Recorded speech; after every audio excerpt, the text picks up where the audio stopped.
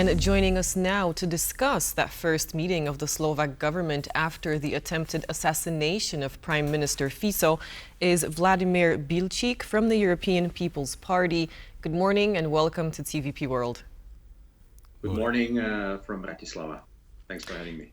So now, do tell us, what is the mood among Slovakian politicians when it comes to their safety, the way that they're going to interact with the public in the future after this assassination attempt? Well, what happened last week was a huge shock, and it was an unacceptable attack on not just the Prime Minister himself, and we do wish a quick recovery, but also an attack on democracy in Slovakia. I think it was important that the Slovak parliament adopted a resolution adopted by all members of the parliament present a couple of days ago. 130 MPs out of the 130 present MPs voted in favor, calling for reconciliation and calmer atmosphere. But of course, the situation remains tense. The society is polarized, and safety and security are of the utmost concern. I understand that there are ongoing activities to ensure that the representatives of the country, including members of not just the government, but also parliament, including the opposition, are protected. There have been measures taken to really engage with all of those who are spreading hate, threats, online as well, and indeed, safety and security has become the number one political issue.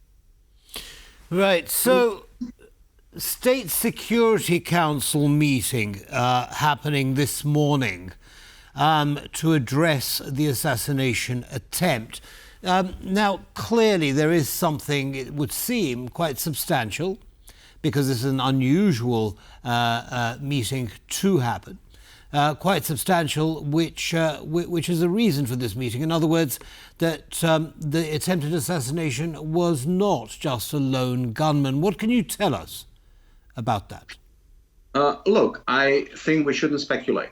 We should let the police investigate fully and consequently. There are all sorts of stories, also pieces of, I'd say, dangerous disinformation emerging from this. So let us not over-speculate on this.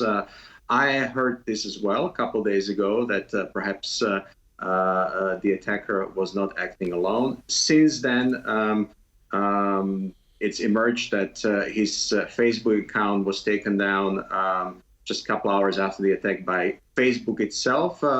Nonetheless, the police is not ruling out any option when it comes to the course of action and the investigation. However, we should not over-speculate this case. What we need is proper, consequential, but credible investigation. What we need is the work of the independent police and investigators.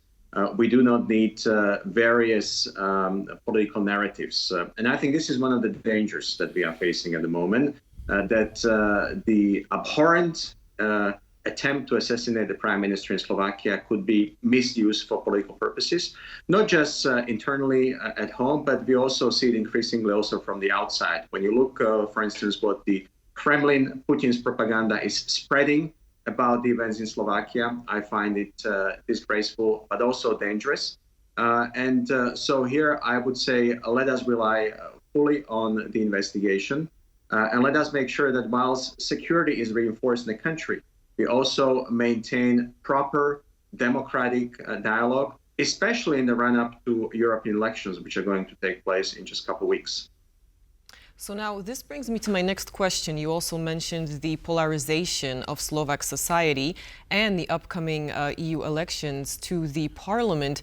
What can be done in light of this event to try and, lessen this polarization that we're seeing in society? I think everybody should look in the mirror. This is the basic. Those calls for calm atmosphere, political dialogue and political arguments, which of course can and should be tough, but without attacking and dehumanizing the political opponents is, I think, the way to go forward. We need to make sure that everyone active and engaged in public space behaves responsibly.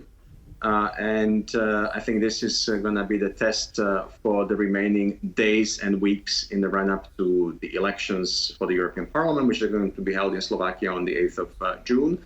But also beyond that, we are in a period of transition of power. The outgoing President Čaputová will pass her office to the newly elected future President of Slovakia, Petr Pellegrini, in June. It is important that this transition of power takes place in peace. It's also encouraging that the outgoing president and the president-elect met together and made a joint call for calmer atmosphere in the country, despite their political differences.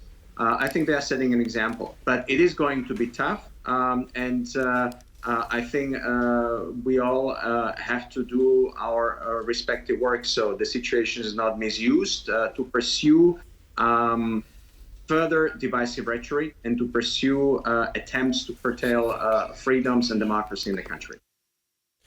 Understood. Well, thank you very much, Mr. Bilčík, for explaining that to our audience. Have a good day, sir.